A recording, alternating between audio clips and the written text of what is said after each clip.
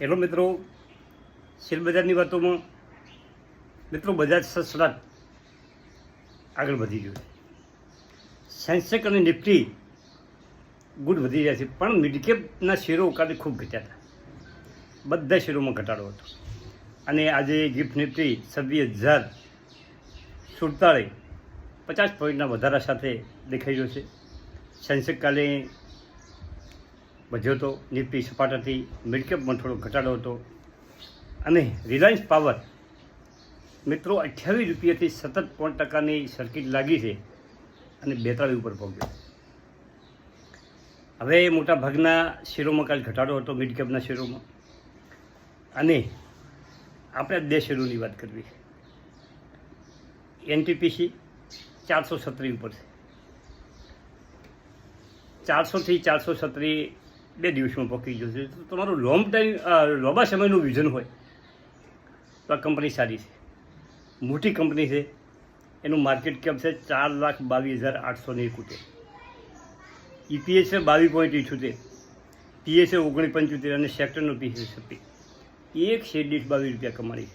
Dividend 2% આસપાસ આપે છે અને ફેસ વેલ્યુ 10 રૂપિયા છે. આ કંપની ફોક્સમાં રહેવાની છે. એનો એનટીપીસી ગ્રીનનો આઈપીઓ આવે એવું છે મિત્રો. એના પછી પણ ફોક્સમાં રહેશે. મોટી કંપની છે, પાવર સેક્ટરની કંપની છે, જોરદાર કંપની છે. હવે એમાં પ્રમોટર 51 હોલ્ડિંગ છે, એફઆઈ 17 છે અને ડીઆઈ 27.7 છે. પબ્લિકનું હોલ્ડિંગ ફક્ત 2.79%, એટલે કે 3.5% છે. આખી કંપની પ્રમોટર, એફઆઈસી અને ડીઆઈ હોલ્ડ કરે. મોટી કંપનીમાં, મજબૂત કંપનીમાં પૈસા રોકો ને તો તમારે તકલીફ ઓછી આવે. હવે બીજો મારા મિત્રએ કોમેન્ટ કરી છે, આજે શર્મા એવું નામ કોક છે, નોમમાં થોડુંક આગા પાછું છે. કોમેન્ટ કરજો વ્યવસ્થિત, તમારું નામ મને શું છે યાદ રહે એવું નામ કોમેન્ટ વાપરી લખતું. એમણે જે શેર સૂચવ્યો છે ને એ બહુ મસ્ત છે.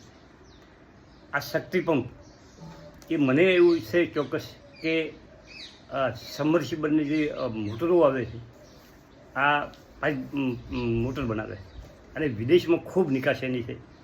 હવે કંપની કેટલી ગજબની છે, એમના પાસે 55 શેર છે, પણ શેરનો ભાવ જેટલો છે 4,170. માર્કેટ કેપની દૃષ્ટિએ બહુ નાની કંપની છે, ભાવની દૃષ્ટિએ ખૂબ ઊંચી છે, 8,268 કરોડ. EPS જેટલો છે 116, એક શેર દીઠ 116ની કમાણી છે. આ કંપની બોનસ પણ આપી શકે. પીએ 35 છે, સેક્ટરનો પીએ 58 છે, સેક્ટરનો પીએસથી સસ્તી છે. જો કોઈ આટલા મોંઘા શેર, આ મોંઘો શેરમાં પૈસા રોકી શકે ને તો પણ પૈસાઓના વધવાના. ગુડ કંપની છે. અને પ્રમોટરનું હોલ્ડિંગ 51%, એફઆઈસી 2.32%, શક્તિ પંપમાં ડીઆઈ 100.88% અને પબ્લિકનું હોલ્ડિંગ 39% છે. હવે આઈપીઓની વાત કરવી છે. ખૂબ મિત્રોની એક જ કોમેન્ટ છે કે આઈપીઓ લાગતા નથી. મારે પણ લાગતા નથી, પણ આઈપીઓ લગાવવા માટે શું કરવું જોઈએ એવી કોઈ ટ્રીક આપણા પાસે નથી. પરંતુ એક પાન કાર્ડમાં ફક્ત એક અરજી કરવી જોઈએ. જો આઈપીઓ વધારે ભરાઈ જાય તો તમારી બીજી કોઈ આઈપીઓ લક્ષ્યમાં લેવામાં નથી, ફક્ત એક જ અરજીને લક્ષ્ય લેવામાં આવે. એટલે તમે 2 લાખ રોકો કે 2 લાખથી નીચેની અરજી કરો, પરંતુ મારા મતે એક અરજી કરો, મલ્ટિપલ લોકોની અરજી કરો. વધારે લોટોની અરજી નહીં, વધારે લોકોની અરજી કરો. અને હવે તો તમે તમારા ઘરમાં નાનું સભ્ય હોય, ઓછી ઉંમર હોય, તો તમે એની પાન કાર્ડ લઈને પણ એનું ડિમેટ ખાતું ખોલાવી શકો છો. જેટલા ડિમેટ ખાતા વધારે હોય, જો તમને આઈપીઓમાં રસ હોય તો ભરવામાં. પરંતુ મિત્રો અલગ અલગ તમે અરજી કરી શકો છો. હાયર બેડ ઉપર અરજી કરો અને પાન કાર્ડ એક પાનમાં એક અરજી તમારા ખાતામાંથી કરી શકો છો. હવે કાલે માનબા ફાઇનાન્સનો આઈપીઓ 260 કરોડ પડે. ગજબ આઈપીઓમાં લોકો પૈસા રોકી ગયા. અને હમણાં મેં એક રિસર્ચમાં જોયું હતું કે આઈપીઓમાં બધા સ્ટેટો કરતાં ગુજરાત, રાજસ્થાન અને મહારાષ્ટ્ર 60% આઈપીઓનો આખા ભારતમાં 3 રાજ્યો પડે અને એમાં 32% ગુજરાતનો ફાળો છે. આપણા ગુજરાતીઓ શેર બજારમાં તો આગળ છે જ, પરંતુ આઈપીઓ ભરવામાં પણ આગળ. તમે તમારા ગામડામાં જુઓ મિત્રો, અમે ગામડામાં રહે, ગામડાની પરિસ્થિતિ એવી છે, ગામડામાં પણ ખૂબ યુવાનો આઈપીઓ ભરતા હોય, અને જેને આઈપીઓ લાગે છે એ નફો કરીને વેચતા પણ હોય છે, પ્રોફિટ બુકિંગ કરી લે છે, પૈસા કમાઈ લે છે. હવે બીજો KRN હેટ આ કાલે ખુલ્યો છે, કાલે ને કાલે એક જ દિવસમાં 26 ગણો ભરવાનો છે, છેલ્લી તારીખ 27 મિત્રો. અને આ આઈપીઓ બજાજ ફાઇનાન્સ પછી ડબલ કરવાવાળો આજે આઈપીઓ છે. આ આઈપીઓમાં તમે પેલા આઈપીઓ તો કદાચ માનબામાં તમે અરજી કરી હોય તો વેલ છે, એ ગુડ આઈપીઓ છે, પણ KRN હાર્ટમાં પણ તમે અરજી કરી શકો છો મિત્રો.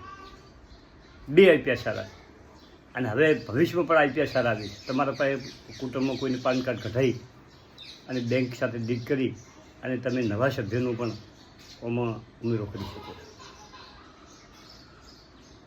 જો આઈપીઓ ભરવામાં કોઈને રસ હોય તો.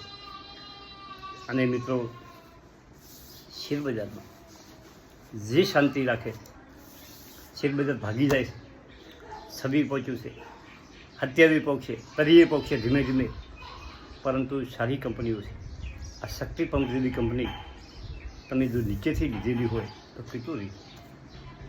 જ્યોતિ રીઝન મારો દમદાર શેર 1600 પહોંચી ગયો, અને હવે મને એવું છે કે 30 તારીખે એની AGM છે જ્યોતિ રીઝનની, અને એમાં શેર ડિવિડન્ડ 9 રૂપિયાની તો જાહેરાત થઈ ગઈ છે, પણ બીજી કોઈ વધારાની જાહેરાત થાય, બોનસ સ્પિરિટ, તો એ શેર 2000ની સપાટી પહોંચી ગઈ છે.